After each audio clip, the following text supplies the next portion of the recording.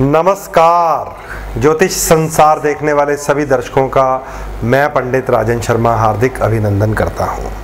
प्रिय दर्शकों, बात कर रहे हैं हम नवग्रहों की और देवी माँ के पूजन की, शक्ति के 9 रूपों की।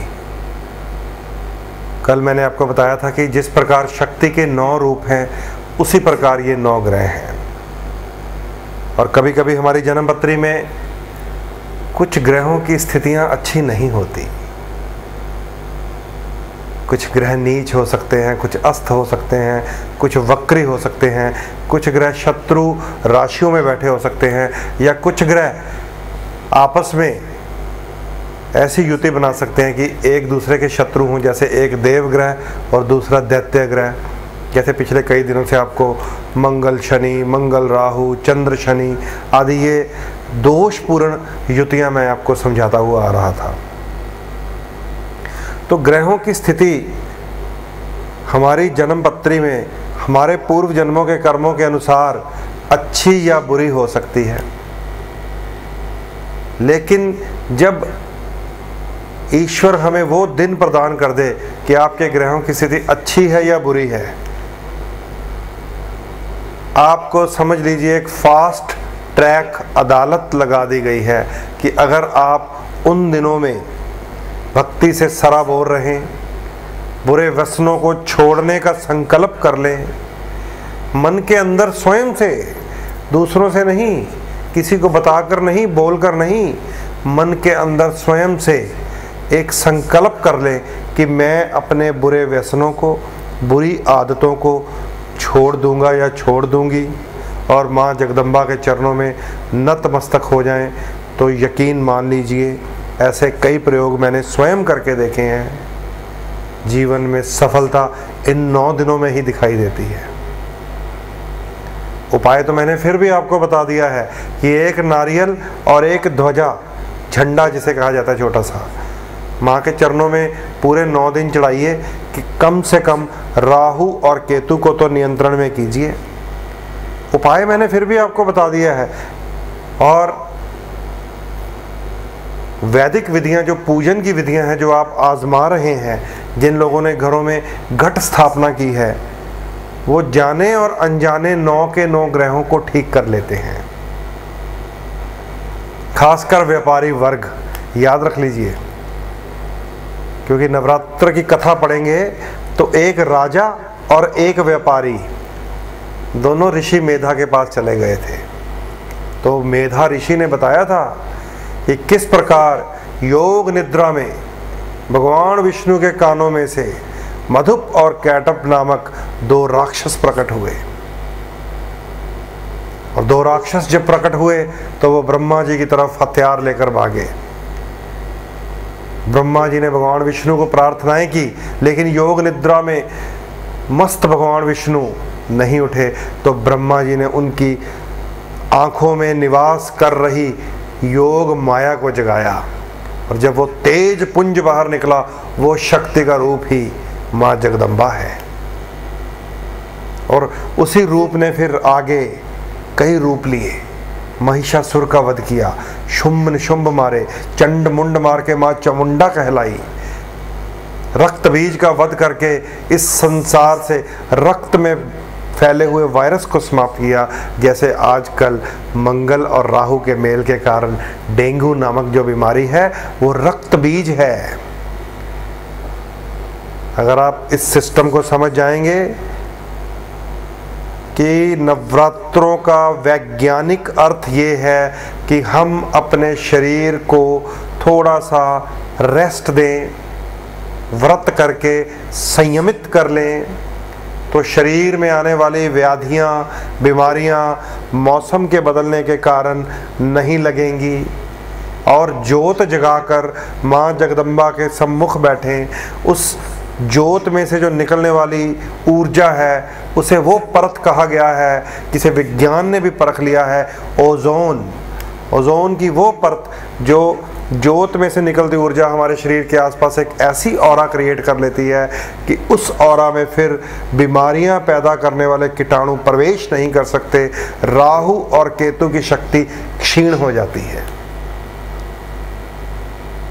ये सीक्रेट है, ये गुप्त विधि है, ये सिस्टम है हमारे वैदिक व्रतों का, उपायों का, नवरात्रों का, दशहरे का, दीपावली का, पितृ पूजा करने का।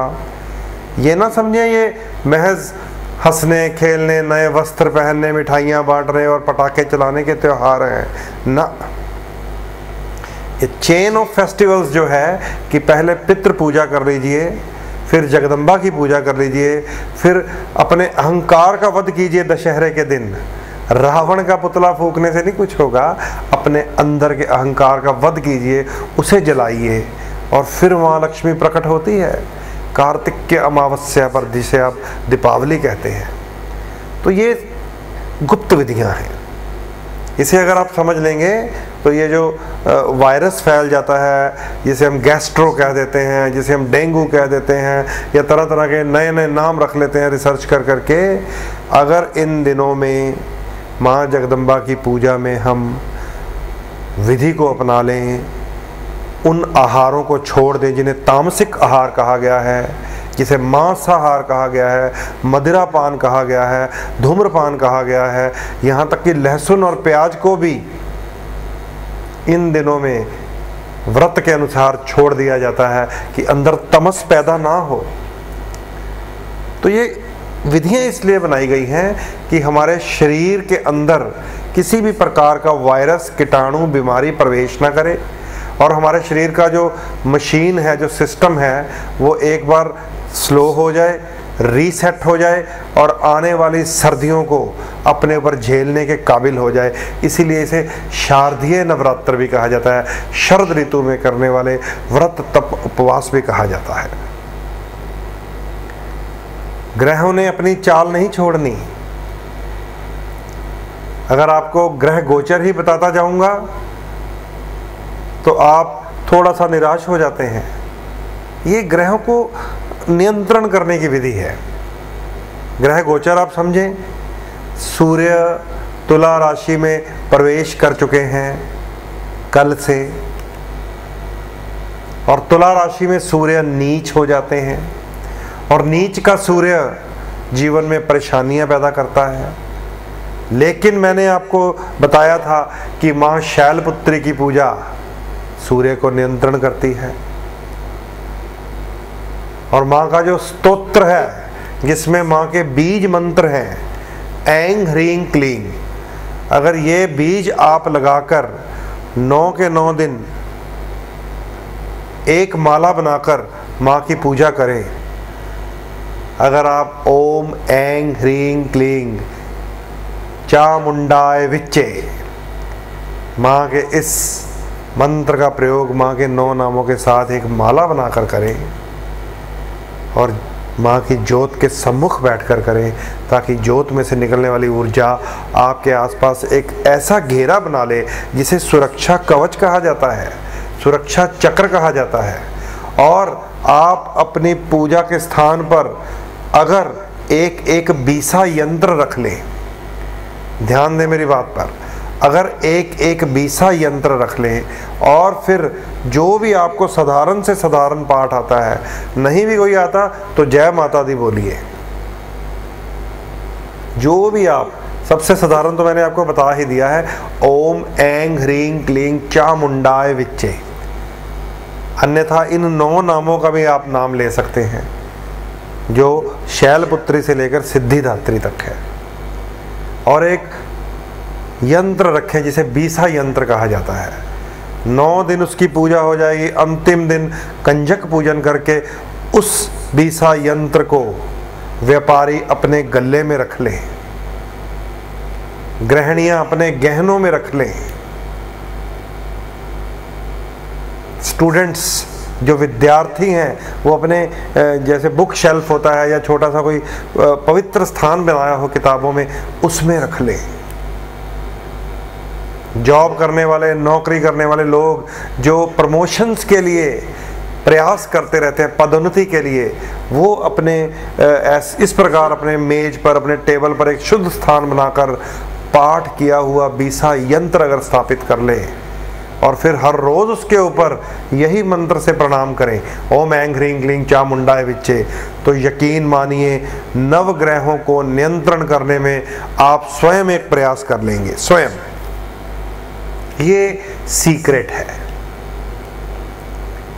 क्योंकि ग्रह गोचर पढ़ेंगे तो भैया सूर्य अभी भी नीच है और तुला राशि में सूर्य शनि मिल चुके हैं, जिसे फिर से जो मेरा सब्जेक्ट है सूर्य और शनि का मिलना, पिता और पुत्र का मिलना, वो भी नीच होकर सूर्य का और अस्त हुए हुए शनि का जीवन में परेशानियां पैदा कर देता है। अस्त है शनि, वक्री है बृहस्पति, मंगल राहु के साथ है। तो ऐसे दोषपूर्ण जो गोचर होते हैं या कुंडलियों में दोषपूर्ण स्थितियां होती हैं, इन दिनों में हम जो पाठ पूजन कर जाएंगे, जो यंत्र सिद्ध कर लेंगे, अगर नहीं आप सिद्ध कर पाएंगे या नहीं आपको कोई दुर्गा सप्तशती की विधियां आती, तो आप अपने पंडित जी से कहिए, अपने ब्राह्मण से कहिए। नवरात्रों के बाद माँ दुर्गा के पूजन किए हुए रक्षा कवच और बीसा यंत्र, सरस्वती यंत्र, माँ बगलामुखी यंत्र आदि शक्ति से परिपूर्ण यंत्र प्राप्त कीजिए। ये आपके जो निकट ब्राह्मण हैं उन्हें ये सेवा कार्य दीजिए। तो ये सारी विधियां आप जान लीजिए, क्योंकि घट स्थापना करना, घड़े की स्थापना करना ही 9 ग्रहों का पूजन होता है। थोड़ा सा इसे भी जान लीजिए। जो घड़ा स्थापित किया है आपने, उसे बुध ग्रह कहा गया है। उसमें जो जल भरा जाता है उसे चंद्रमा कहा गया है। उसके ऊपर एक दुपट्टा बांधा जाता है, उसे मंगल कहा गया है, क्योंकि वो लाल वर्ण का होता है। उसके ऊपर नारियल स्थापित किया गया है, वो राहु का रूप है। उसके आसपास रेत बिछाई गई है, उसमें जौ बीजे गए हैं खेतरी के लिए, वो भी राहु का रूप है। अखंड अग्नि की ज्योत जलेगी, वो मंगल मानी जाती है। उस ज्योत में देसी घी डाला जाएगा, वो शुक्र ग्रह माना जाता है। लाल वस्त्र से आप ढकेंगे उनको, लाल चुनरी से आप जौ को ढकेंगे, तो वहाँ भी मंगल रक्षा करेगा। और ये अखंड ज्योत दिन और रात जलेगी, तो दिन को कहा गया है सूर्य महाराज और रात्रि को कहा गया है शनि का अंधेरा। तो सूर्य और शनि जो इस समय इकट्ठे होकर तुला राशि में परेशान करने का प्रयास करेंगे, अगर अखंड ज्योत घर में जलेगी, दिन के समय सूर्य ठीक होते हैं, रात्रि के समय शनि ठीक होते हैं, तो घर में ये पितृदोष नहीं लगेगा। काले चने हम बनाएंगे, उनका जब वितरण करेंगे प्रसाद के रूप में, तो शनि ग्रह की शांति होती है। कंजक की सेवा करेंगे, जब हम कंजक के चरण धोएंगे, एक ध्वजा लगाएंगे, दुपट्टा माँ के मूर्ति के ऊपर या चित्र के ऊपर चढ़ाएंगे, तो केतु शांत होता है। और इस सारी विधि को पूजा कहा जाता है, जिसे बृहस्पति कहा गया है। यह माँ का जो शेर सवार रूप है, सिंह को, शेर को बृहस्पति कहा गया है। तो ये सारे 9 के 9 ग्रह हैं। आप चाहे जाने में चाहे अनजाने में आप नवग्रह शांत कर लेते हैं। तो प्रिय मित्रों, प्रिय दर्शकों, प्रिय माँ के भक्तों, ये वो दिन है, अगर आप अपने निकट पंडित से, ब्राह्मण से, एस्ट्रोलॉजर से, जिनके साथ भी आपका अच्छा प्रेम हो, विश्वास हो, तालमेल बनाएं, माँ के यंत्रों की विधि पूछें, रक्षा सूत्र या रक्षा कवच प्राप्ति का सिस्टम जाने, अपने रत्नों को भी सिद्ध करवा सकते हैं इन दिनों में, और माँ की पूजा करके तो अपने 9 के 9 ग्रहों को ही ठीक कर सकते हैं। तो ये सारी विधियाँ मैं आने वाले दिनों में भी आपके साथ साझी करता जाऊँगा, क्योंकि समय यहाँ पर रोक देता है। तो समय लगभग समाप्त हो गया है। जाने से पहले फिर वही संदेश, अगर आप स्वयं मुझसे मिलकर इस सारे सिस्टम को अपनी जन्म पत्रिका के अनुसार समझना चाहते हैं, ताकि और भी सटीक माँ की भक्ति में हम लग सकें, तो स्क्रीन पर आ रहे मेरे नंबर पर संपर्क करके हर रोज़ दोपहर 2 से 4 मुझसे मिल सकते हैं। यही संदेश देता हुआ आपसे इजाज़त चाहता हूँ। नमस्कार।